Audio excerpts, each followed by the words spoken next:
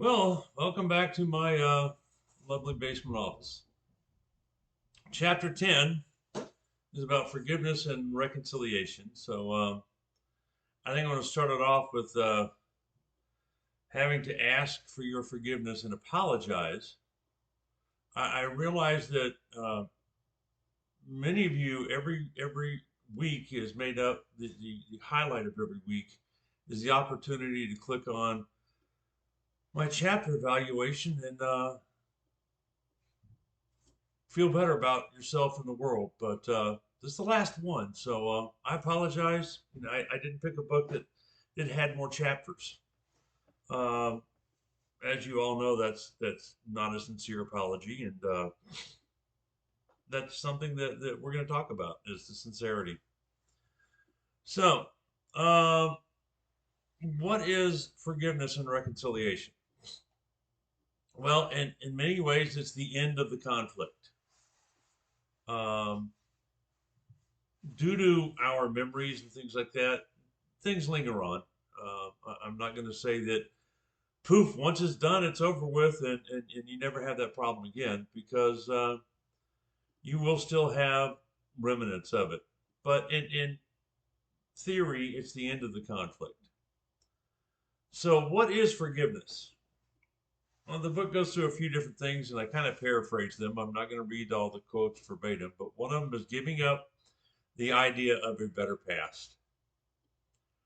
And a lot of times, we think that especially in interpersonal relationships, that everything was all great. We had a great past, and we realized that it wasn't as great as we thought it was.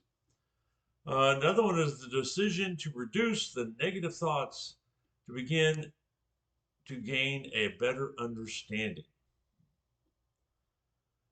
Well, you had all these great thoughts about this other person, and now you have all these crappy thoughts about this other person. So you need to give up the crappy thoughts and try to get a better understanding of the situation. The heart's ability to release the past and move forward. I kind of like that one of the ones that they give us because I'm old, like you all know, and I've gone through this on numerous occasions, especially when I was young, and now I see it in my teenage grandchildren, and I saw it when my kids were young. Especially the first romances and things like that. Um, it's really a heart thing, especially in that era of your life, and you have to be able to let go and move on. Because if you can't let go and move on, then you're going to be stuck in what they called eddies later on. But we'll talk about that in a minute. Inner process. Forgiveness is an inner process. I know a lot of analytical guys that'll get a chart up and say the pros and cons and list them and everything else, but it's still an inner process. It's something that you have to do inside your head, your mind, your heart, your body. So, continuing on, forgiveness of a person or an institution. And a lot of times I really didn't think about institutions, because I've been part of some very good institutions and never really considered having to forgive them. But on the other hand, reflection, I think of times in the institution that I think they did me wrong. I think I was wronged by the institution. And the thing is what are we forgiving for? There's accusations, judgments, advice, comparison. Uh, the comparison was one that I had a boss that said, "Well, you aren't so and so." The guy I replaced. Yeah, you're right. I'm not so and so. And to me that was an insult, and I didn't deserve it because we're different people. Threat, a lie, I've been lied to by those close to me. I've been lied to by strangers. I've been lied to by supervisors. It's something and when we get lied to and we know it's a lie, we expect an apology. We expect something from them saying that I lied to you. I think the problem with that is in many instances in our society today, it's looked at differently. Like my son-in-law said the other day, "I'm sorry I lied to you, so and so." No, you didn't lie to me. You're just mistaken. A lie to me is when you're trying to deceive somebody, not when you accidentally give them false information. But we kind of made it not so bad, and I prefer to look at it the greater thing, not the little things. And oftentimes in a relationship, um, a live omission maybe. Like my wife fixed my favorite meal, and it was good, but it wasn't good as my mama's. So did I say, well, it was okay, but it wasn't good as mom's? No, I didn't. I just said, good, thanks, or it was great, thanks. Uh, because some of my friends was you weren't truthful. You lied to her. It's like, no, I didn't lie to her. Why say something that is going to hurt her feelings when there's no need to? So, group insult, um, white man can't jump, or what other racial epithet you want to throw in there, and blunders. Um, Blunders to me, if you screw up, then yeah, you need to apologize for it, but it not as bad if it was an honest mistake, and that's my opinion. But a lot of times when somebody messes up, we still want an apology for it. I forgot to get the kids from school today. That's a big blunder. I forgot and left the kid in the car today. That's a real big blunder. Um, yeah, I went to the store and I was supposed to get 20 things and I got 19.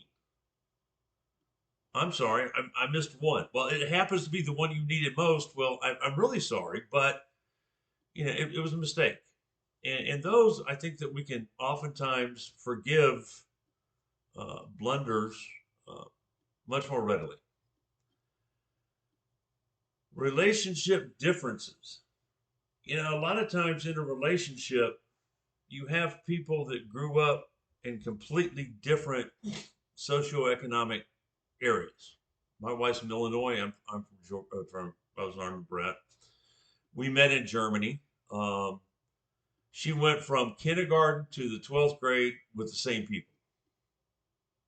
I went to three different elementary schools, two different junior high schools, and I graduated high school early so I wouldn't go to a second one.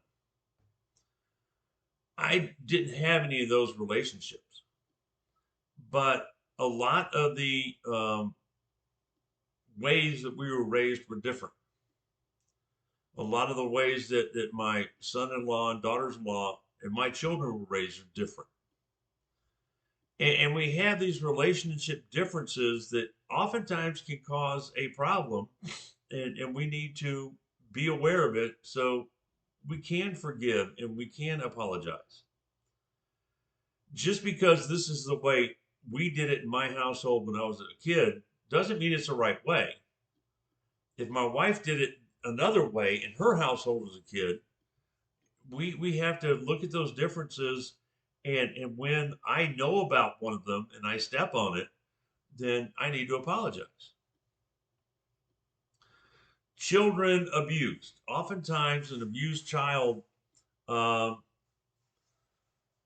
will carry that with them because a lot of times they don't get an apology, and it's something that they have a difficulty forgiving.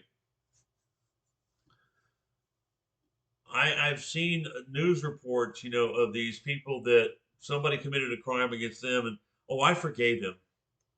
Killed a family member, something like that. And I forgave him.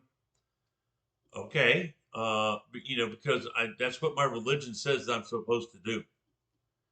And I, don't know how really effective that is. I've never been in that situation. Um, but the effects of conflict injure both. One of the things you have to understand, especially when I've hurt my wife, I hurt her. I did it. I was wrong. But I hurt as well because I hurt her. Now, if you hurt somebody and it doesn't bother you, that's not what we're talking about. We're talking about when both parties are hurt. I feel bad because I hurt her. I feel bad because I did this, or whatever the case may be. So, misconceptions about forgiveness. Forgiveness does not dismiss or minimize the event. Okay, I'm sorry I did so and so. Okay, I forgive you. But the event still happened. It's still there. I was going to school at CSU in a master's program, and my son was supposed to pick me up one day after school. I don't drive. We live 30 miles away. He hadn't showed up. He hadn't showed up. He hadn't showed up. I was going to call his wife, but it was like, if something happened, I don't want to worry her. So I called my wife and I had her drive over to his house. And his truck was there. It's like, okay, his truck's there. He's safe. She walked in and said, did you forget something? Oh, man, I forgot Dad. So he came back to Columbus, picked me up, brought me home. But it still happened. Did I lose any sleep over it? No. Did I get a bad grade? No. Did I get hurt? No. But it happened. And he apologized, and I accepted his apology. He had 1,000 things on his mind. I wasn't number one. That's okay. The funny thing is, after he got married, now at that time it was just, they were living together. But a year later they got married, and she was supposed to pick me up, and she forgot. And I said, now that you're part of the family, you think it's okay. Um, it is not indifferent about justice. Okay, if it's a misconception, if you forgive somebody, then all justice is taken care of. That's not true. Going back to the guy that murdered some lady's son, she forgave him, but the court still said he had a life sentence. I messed up, and my wife forgave me, and I still had to repay her in some form or fashion, uh, make it up to her. We didn't go to her favorite restaurant. So the next two times we went out to eat, we went to her favorite restaurant. I forgot to buy flowers for Valentine's Day. So over the next year, every now and then, I just buy flowers for the heck of it. And I figured I called it my insurance policy. So when I screwed up again, I had some in the bank. You cannot pressure somebody to forgive.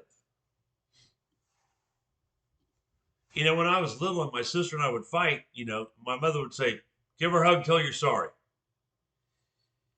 I'm sorry.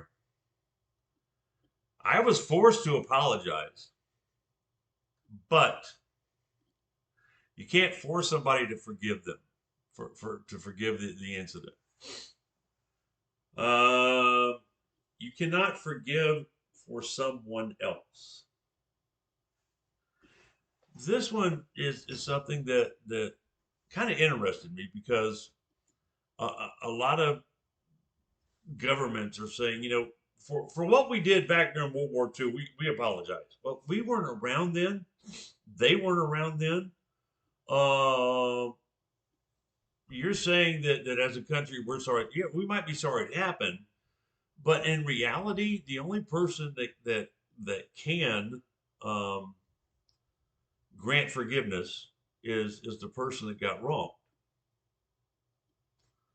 So, but people try that all the time. I'd like to apologize for my son's actions. Okay, you can apologize for them, but yeah, I'm not going to forgive them. Forgiveness and reconciliation are not the same thing. We're going to talk about reconciliation a little bit more further back down, but you can forgive somebody if you are in a intimate relationship. But that does not mean that everything is taken care of and that all is good. Reconciliation is something different. Power and balance. The more power a person has, the more responsible they are for the events that took place. Uh, my daughter was dating a guy and he was an idiot. And he did something and she said, I'm sorry, I'm sorry. And I looked at her, I said, never apologize to him again. Uh, when you didn't do anything wrong. You know, he was had the power, so to speak, in the couple. He earned a paycheck, he was paying the rent, this, that, and the other. Um, I mean, it should have been equal, but he was one of these old fashioned guys, you know. And trust me, I've done laundry, I've done dishes, I've cooked. My mama said that she was not going to raise me, I not be able to take care of myself. And my relationship is more balanced.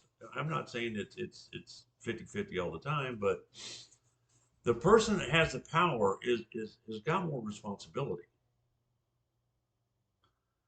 Uh, Oftentimes, the less powerful, if they forgive, you know, the person, the more powerful screwed like he screwed up, and she said, and he says, "I'm sorry," and she said, "Okay, I forgive you." Um, he didn't have to answer for the things he did wrong. And he a lot of times when you forgive the person in power, they can ignore their guilt. It doesn't, you know, doesn't affect them the same way because they aren't maintaining this in their memory that they were guilty of hurting you or hurting someone. Memory. I'm sure we've all heard the old phrase forgive and forget. Um, it don't work like that, folks. You can forgive somebody for an indiscretion. If you have a spouse that's not faithful to you and you find out about it, you can forgive them and you can reconcile the relationship. But that's still going to be in the back of your head. Oftentimes, if you try to forget or somebody tells you, just forgive and forget it, it creates a secondary wound. This person wronged me. I went and told this person about it. And they said, well, you know, there's not much really we can do about it. So just forget about it and go move on. Now it's two people that wronged me.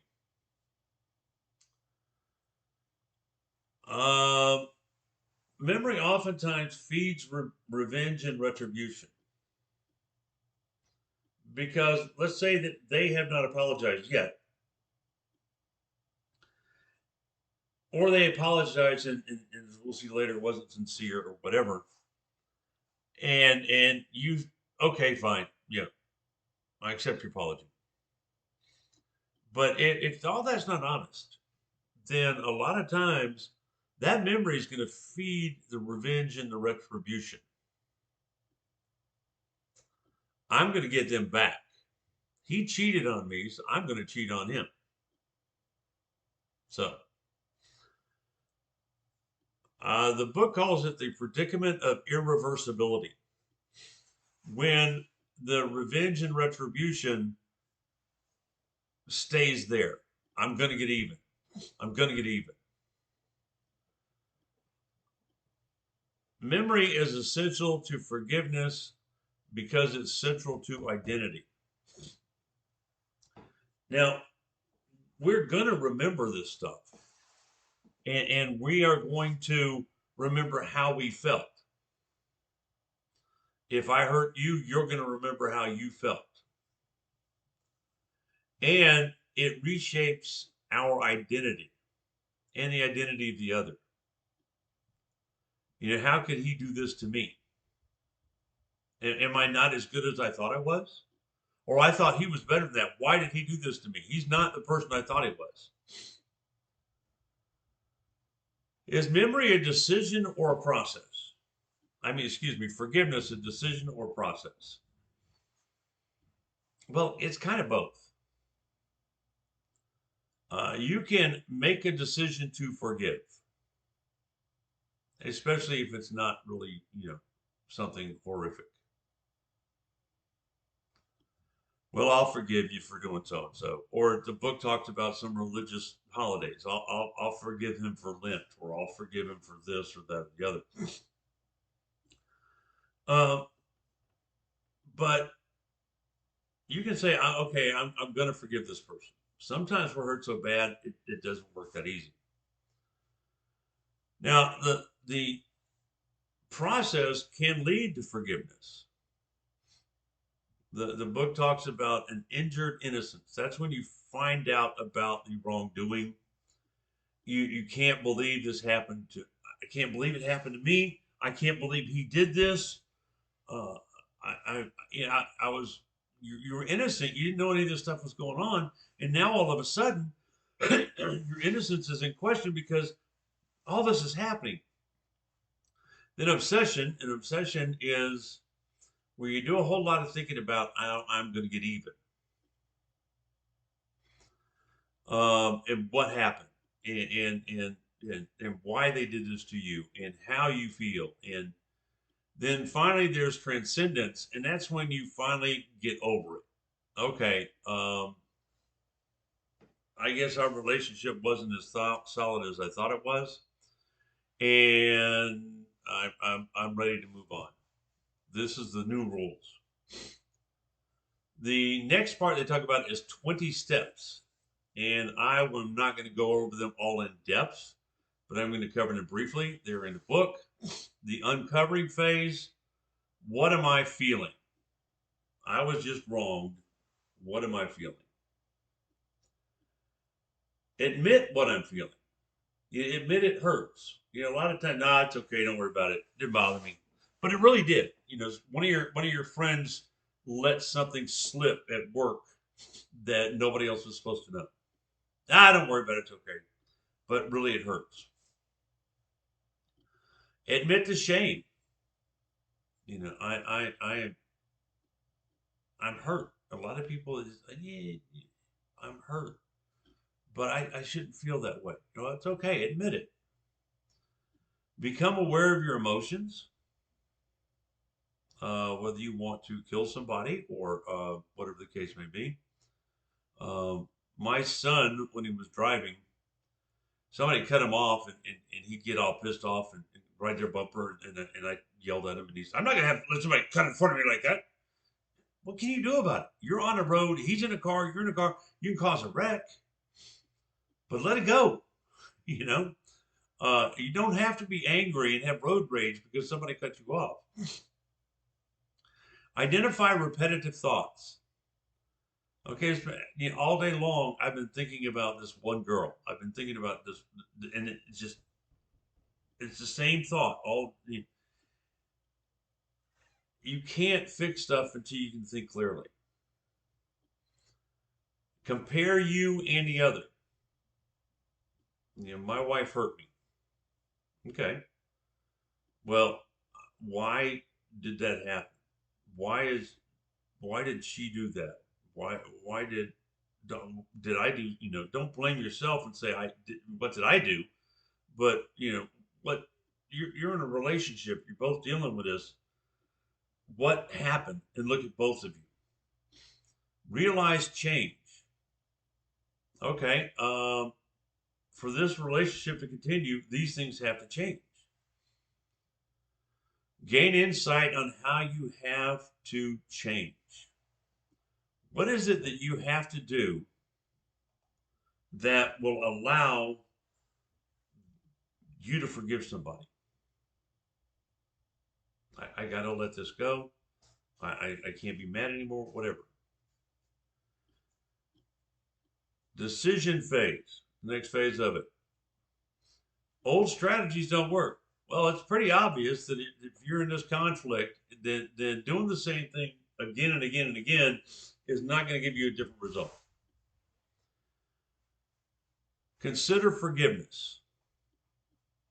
According to this thing, the second phase is where you even start considering forgiveness. And then commit to forgiveness. The work phase is to reframe the other person. He was a real a-hole because he did so-and-so, so-and-so. Yeah, maybe he wasn't such an a-hole, but you know it was wrong for him to do that. He knew how I felt, and he knew it wasn't fair to me, but, you know, reframe him. Empathize. Try to understand why they did what they did. I forgot the oil at the store, and my wife was going to fry chicken. I mean, that's a minor offense, right? Well, if you know, if her parents were coming over for dinner and she'd promised them fried chicken and things were running late now because I didn't do it, it just became a bigger thing, you know. So try to empathize. Why did Vern forget the oil? Well, I didn't give him a written list, and I told him 20 different things. He remembered 19. Um, and I called him in the middle of it because the plumber was here, and his mom is sick, and try to figure out why. Let compassion emerge.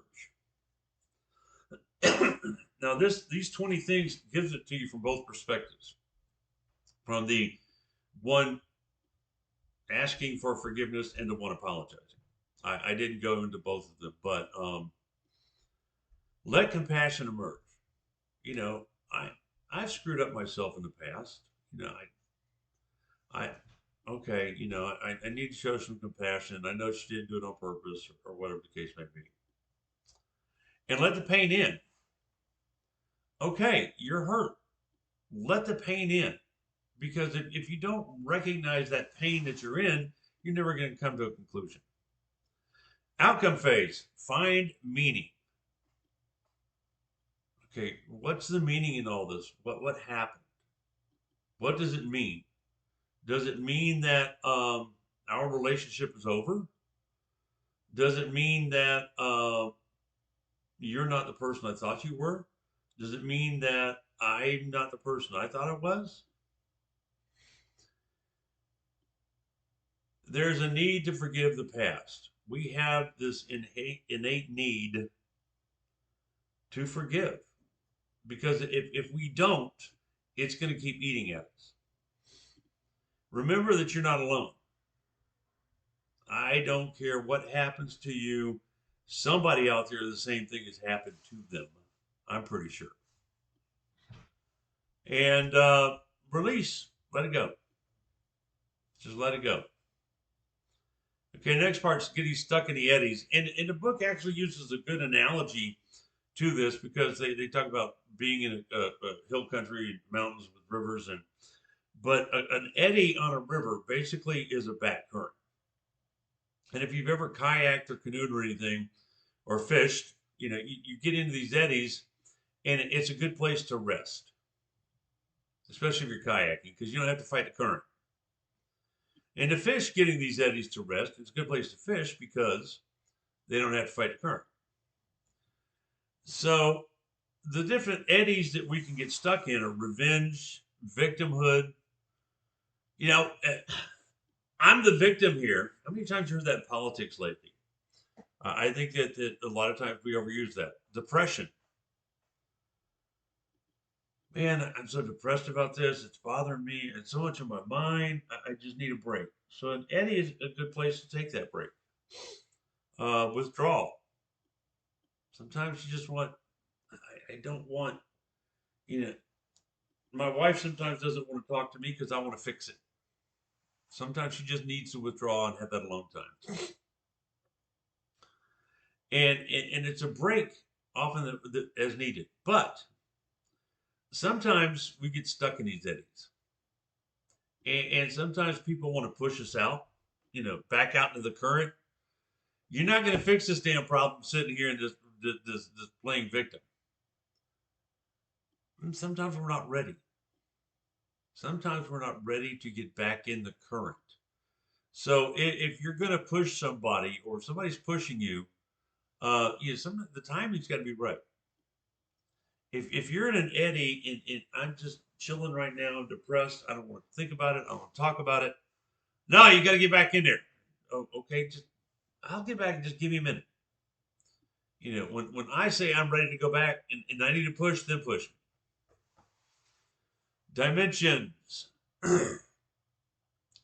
Forgiveness does not require interaction. You can forgive somebody with never speaking to them again. Really, you can.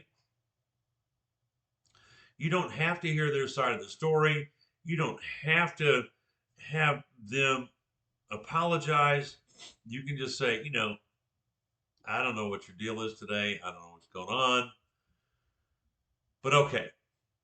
And a lot of times it's best not to deal with that person that hurt you.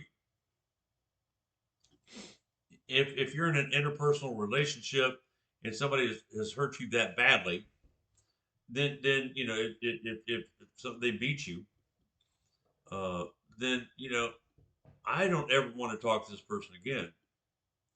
But you can still forgive them and go on with your life, but you don't have to interact with them. It's internal. Mostly it's internal. The other may not acknowledge that they've harmed you. How many times have you been hurt by somebody and they would not say, I'm sorry? Or they did not see where they did anything wrong. And I'll be honest with you, I've hurt my wife and it was like, I said, what's wrong? No, I don't know. No, No, I don't know. What did I do? Well, you did so and so. Yeah, but I didn't realize it was going to hurt you. So, the other may not acknowledge it, or it may be, they don't want to admit that they're that type of person. So I'm not going to admit to it. Sometimes they didn't know, other times they knew, but they're not going to admit to it. Sound like politicians again? I didn't do anything wrong. What do you want me to apologize for? We're all interconnected. We are in a society. None of us live off the grid by ourselves. If we are off grid in a family, there's still interaction. We have friends, we have coworkers, we have classmates. We interact with the person at the drive-thru when we go through McDonald's. Are you so pissed off at your significant other that when you go through the drive-thru at McDonald's, you bark at that person? We're all interconnected. The offender, whoever screwed up, may have this burning desire to explain themselves. Okay, but explaining and making excuses is two different things. So, I forgot the oil because, I didn't have it written down, and I didn't realize you were frying chicken tonight, and I was doing this, that, and the other, and then there was a fight in the store, and I got distracted. Okay, that's an explanation. I'm not trying to excuse it. I messed up, but an excuse is, well, it's not my fault. So and so caused me to do this because such.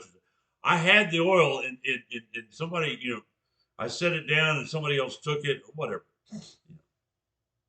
So there's a difference, and it's subtle sometimes, between an explanation and an excuse. It can be a communication process. Like I said earlier, it doesn't require interaction, but it can be a process between two people going back and forth and having open communication.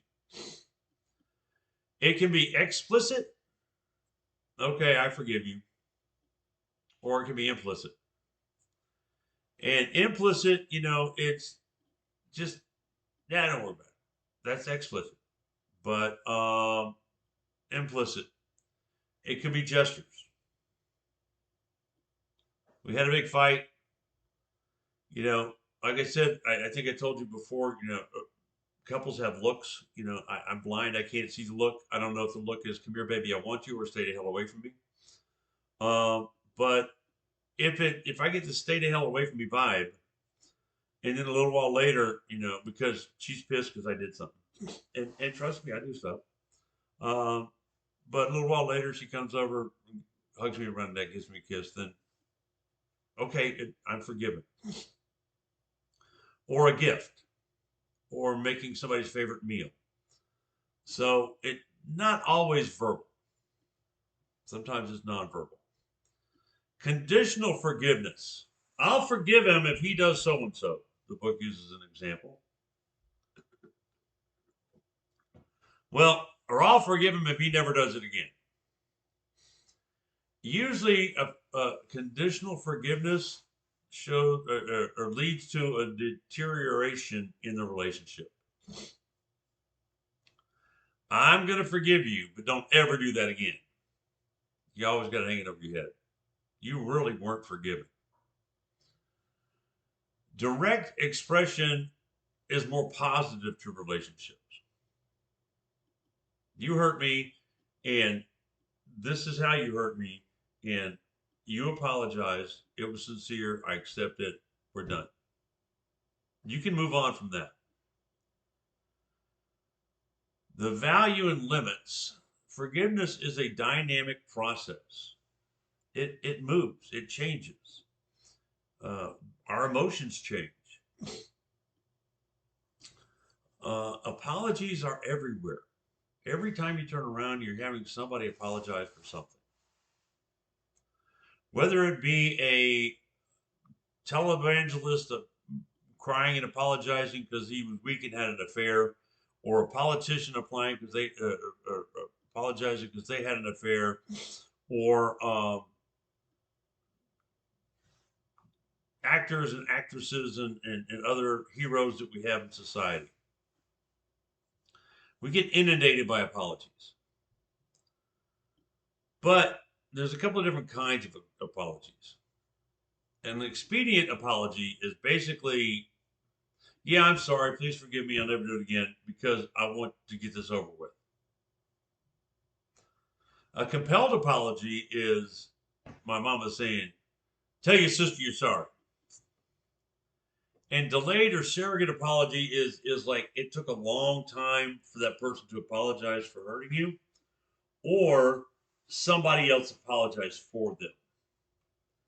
I'd like to apologize to you for my son's actions. Does that really mean anything to you? No, because the person that did the transgression did not apologize. Apologies require acknowledgement without justification. I screwed up. I hurt you this way. Not, I hurt you this way because. Acceptance of responsibility. I'm responsible for my actions. Sincere expression. How many times you've been apologized to and it wasn't sincere? You can see right through it most of the time. Sometimes love is blind, so you can't, but more often than not, you can. Reparation in some form. I'm sorry I ran over your mailbox. I'll put up a new one. I'm sorry I missed Valentine's Day. the flowers. I got you a card, and I got you a nice necklace, but I should have got you some flowers. And I know you that really makes your day, so you can put them on your desk and brag about them at work, and so yeah, I'll get you, I'll make sure I don't miss Valentine's Day flowers again. But yeah, I'm gonna surprise you throughout the year with a couple just because.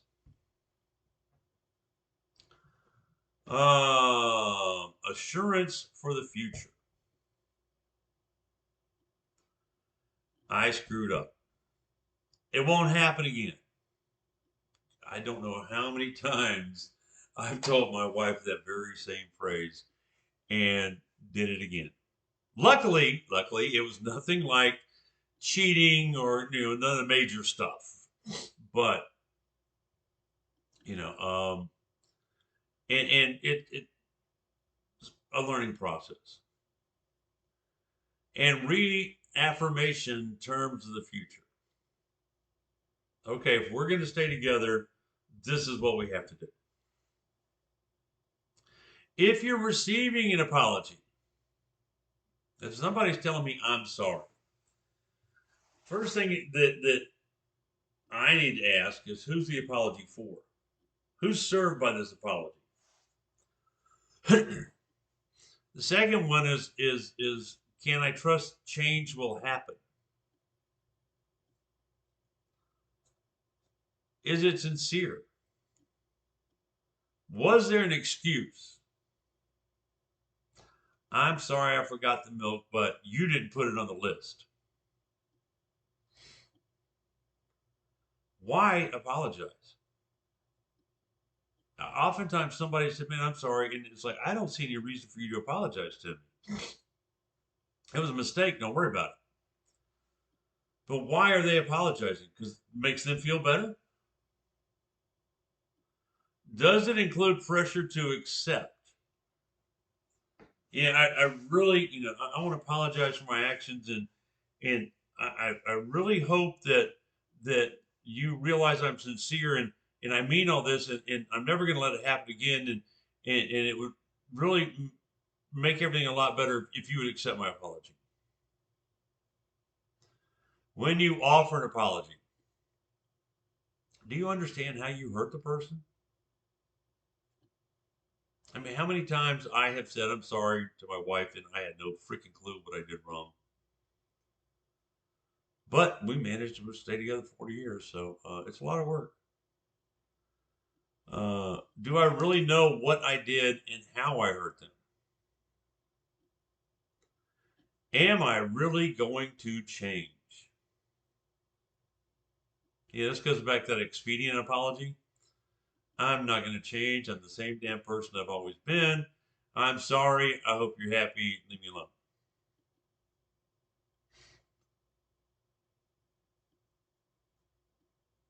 Am I prepared to make restitution? Do I mean what I say?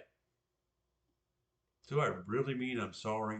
Or is it one of those things that my grandson does that all the time? I'm sorry, I'm sorry, I'm sorry. No, you're not. You're saying I'm sorry too quick. Can I apologize without adding an excuse? Apologies aren't simple. We as a society have made them seemingly very simple. I'm sorry. First thing out of your words out of your mouth? No. That's not really an apology. Memories will continue to be there. If you have hurt somebody or somebody hurt you, that memory of the hurt will be there. And apologies can't wipe it away.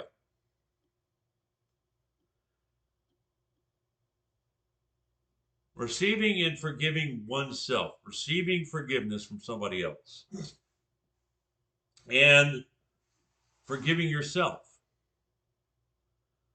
It can be difficult to receive an apology. It could be that you're so angry at them that no matter what they say is going to do any good right now.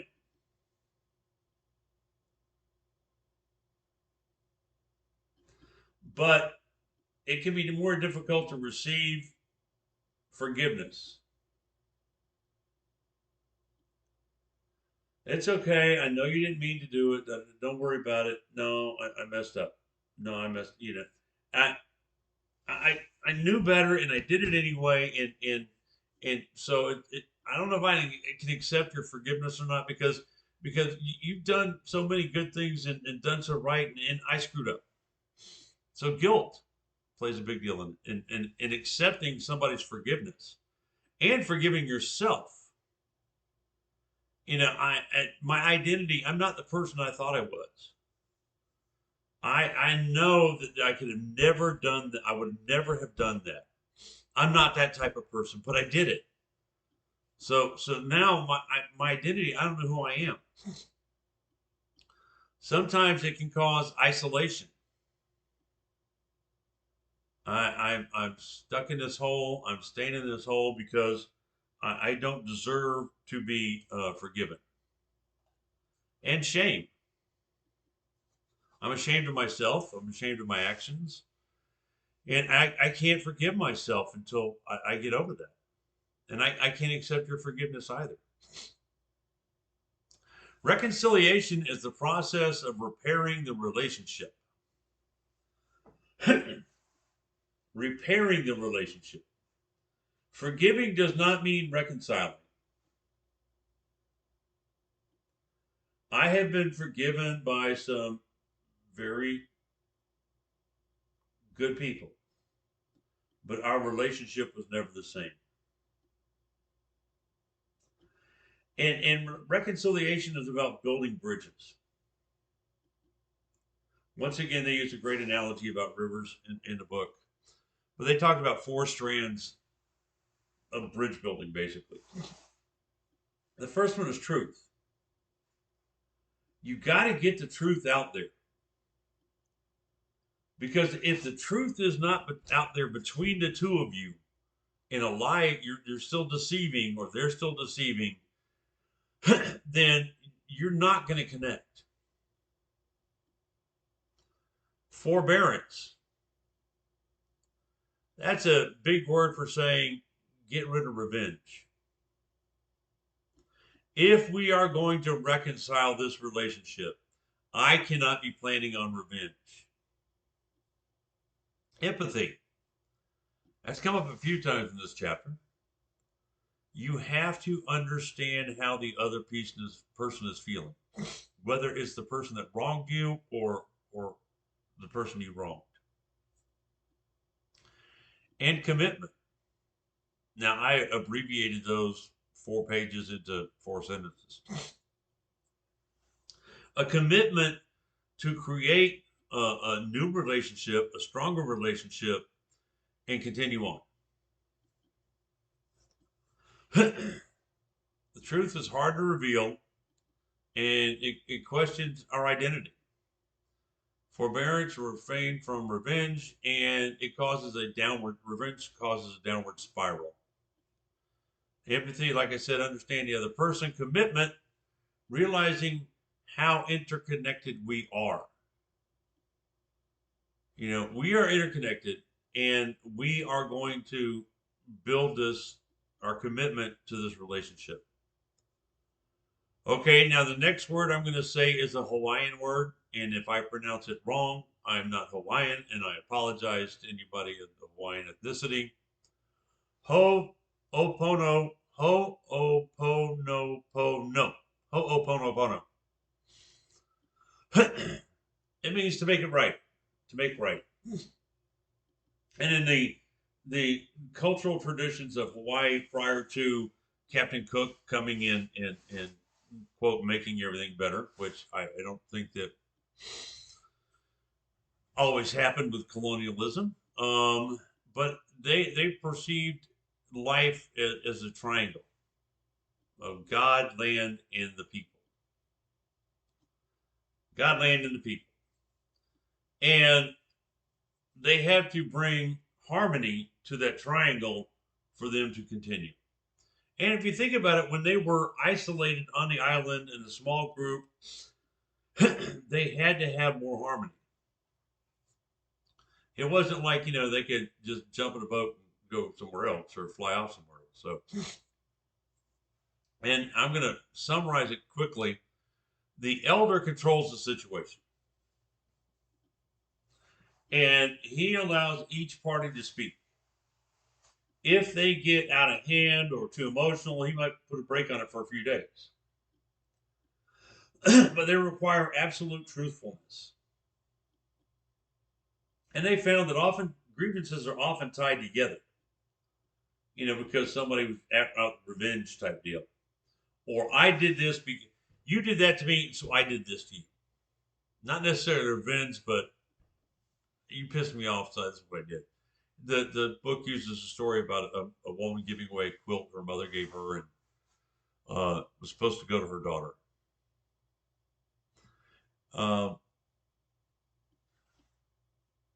Sometimes just letting go is the best thing that you can do. Sometimes, as much as you want this relationship to work, it's best just to say, sorry, I can't do this anymore. I forgive you, but I can never trust you again. And a lot of times we forgive people but never reconcile, and the relationship just drifts apart anyway. So that's chapter 10. Once again, I apologize. This is the last chance that you're going to have to see a brand new video from me. And I'm sure it breaks your heart. Anything you need, email me. Let me know. You have a paper coming up, a self-reflection paper. I want you to reflect on how you changed because of this course. Do not reflect on that paper and say, Professor Humphrey's the greatest. I may be, I may not be. And don't take this wrong, but I don't care. That's not what this paper is about. This paper is about you looking at you to see how you changed. You may have changed a little, you may have changed a lot, you may not have changed at all. But that's what the paper is about. Take care. Godspeed. I hope you do great in your future. Y'all have my email address. If you need me to read a paper or something, got a question, you know how to contact me. Bye.